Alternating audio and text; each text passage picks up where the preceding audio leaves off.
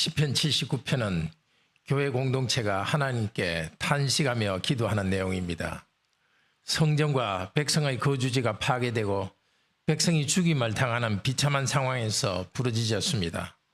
아마 주전 586년에 예루살렘 성전과 성이 바벨론에 의해 파괴된 그 다음의 일일 것입니다. 바벨론을 심판하시고 하나님의 성전과 백성을 회복해 달라는 기도입니다. 백성 자신의 죄 때문에 이 불행을 하나님께서 주신 것을 고백하고 용서를 구합니다. 그러면서 동시에 그 나라를 바벨론을 심판해 달라고 기도합니다. 이 시편의 내용은 다음과 같습니다. 각 단락은 하나님의 이름을 부르는 것으로 시작됩니다. 첫 번째 1절에서 4절은 성전과 하나님의 백성이 당한 비참한 일에 대해서 탄식하며 말합니다. 둘째로 5절에서 11절은 백성의 죄를 용서해 주시고 이방 나라에 대한 심판을 강구합니다. 셋째로 12절, 13절은 마지막 기도와 찬양입니다. 이 시편은 모든 시대의 교회가 할 수 있는 기도입니다.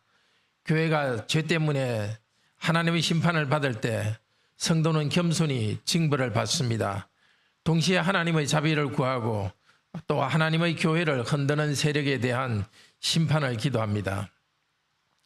첫째로 성전과 하나님의 백성이 당하는 비참한 일에 대해서 하나님께 호소하며 탄식합니다. 1절에서 4절입니다. 1절에 이방 나라들이 주의 기업의 땅에 들어왔다고 합니다. 주의 기업은 하나님의 백성을 말합니다. 또 하나님께서 주신 땅, 백성이 사는 땅도 하나님의 기업입니다. 그 땅은 원래 하나님의 것인데 하나님께서 백성에게 기업으로 주신 것입니다. 이때 상황은 성전과 예루살렘 성과 백성의 거주지와 그 땅이 초토화되었습니다. 바벨론 군대가 한 일입니다. 하나님의 백성은 죽음을 당했지만은 매장하는 사람이 없었습니다. 이 기도를 하는 백성이 가장 안타까워하는 것은 거룩한 성전에 이방인이 들어와서 파괴함으로써 성전이 더럽혀졌다는 것입니다. 그리고 하나님께서 주신 땅이 시체로 인해 더럽혀졌다는 것입니다. 하나님의 나라는 이웃 나라들에 의해서 비방과 조롱거리가 되었습니다. 하나님의 백성의 비참한 상태를 호소합니다. 이제 두 번째로 5절에서 11절은 조상들의 죄를 용서해 달라는 것과 이방 나라의 심판을 집행해 달라고 강구합니다.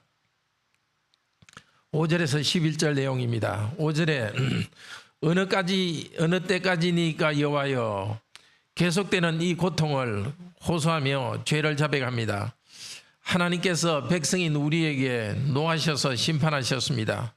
언약의 파트너인 우리가 하나님을 떠나 우상 숭배했기 때문입니다. 하나님께서는 사랑으로 질투하셔서 이렇게 심판하십니다. 이방 나라를 통해서 하나님의 백성된 우리를 심판하였습니다. 그러나 이제 하나님, 당신을 인정하지 않고 당신을 높이지 않는 그 이방인들에게 진노를 쏟아주소서.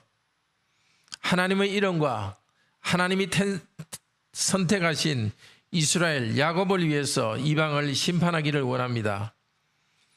8절은 하나님의 자비 때문에 이 기도를 들어달라고 간구합니다.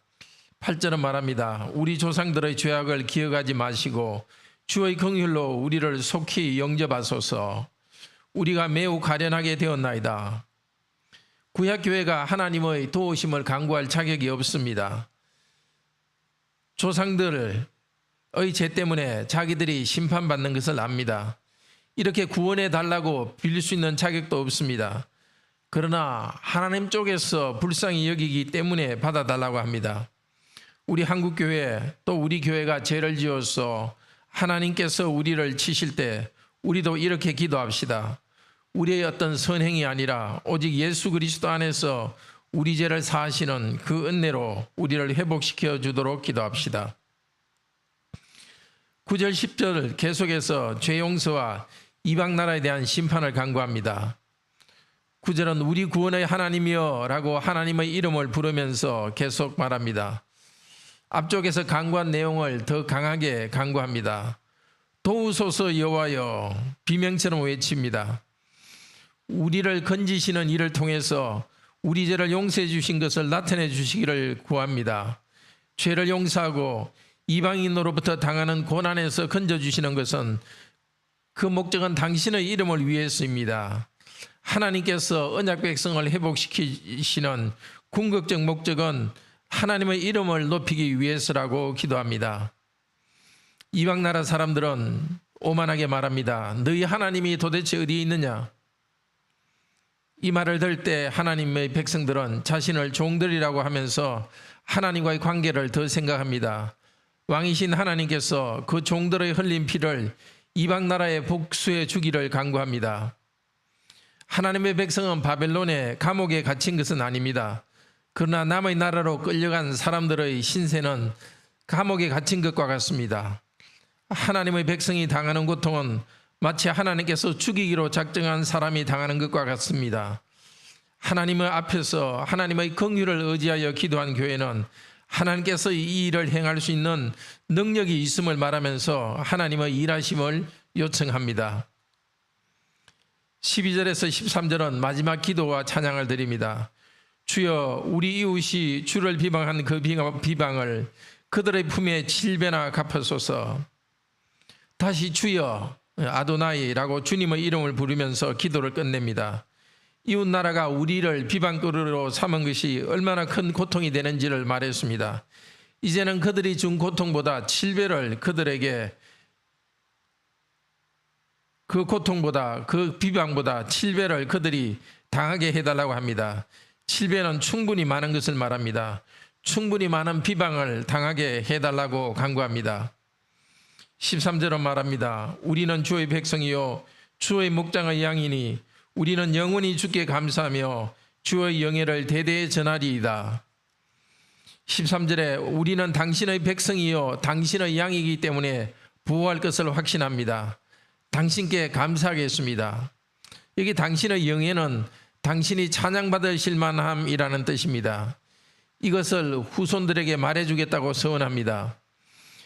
구약교회는 하나님의 영광을 위해서 그들이 비참에서 벗어나게 해달라고 기도했습니다.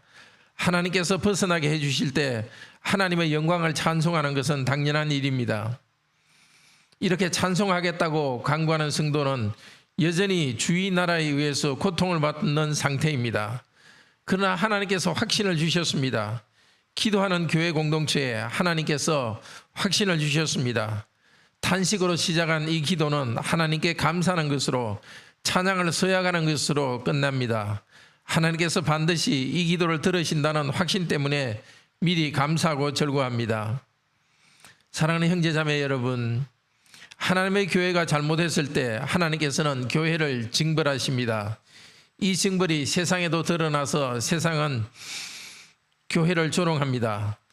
과거에도 있었고 어느 시대나 있는 일입니다. 우리 시대에도 한국 교회가 잘못한 것이 드러나기 때문에 세상의 조롱을 받기도 합니다.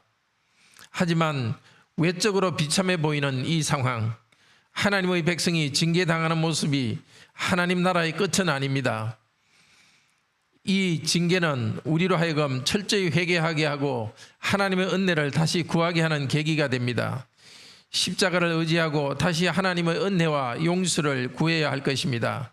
이렇게 될 때 하나님께서 주신 징계는 가정과 교회의 정결과 부흥으로 변화될 것입니다. 개인의 범죄와 가정과 교회의 타락으로 인한 하나님의 심판이 사단의 세력의 영원한 승리나 혹은 하나님의 패배로 보여서는 안 됩니다. 비록 우리가 징계를 받았다 하더라도 성도와 교회를 터무니없이 공격하고 잔인하게 파괴하는 세력의 멸망에 대한 우리의 기도는 계속되어야 됩니다. 성도 개인과 가정과 교회의 회복을 통해서 다시 한번 하나님께서 영광 받으시도록 기도합시다. 그리고 의로우신 왕이신 하나님께서 반드시 하나님의 백성의 피를 흘린 악의 세력에 대해서 의로운 보복을 하실 것을 확실하게 믿읍시다. 예루살렘을 파괴하고 하나님을 모독했던 바벨론이 하나님의 심판을 받았습니다.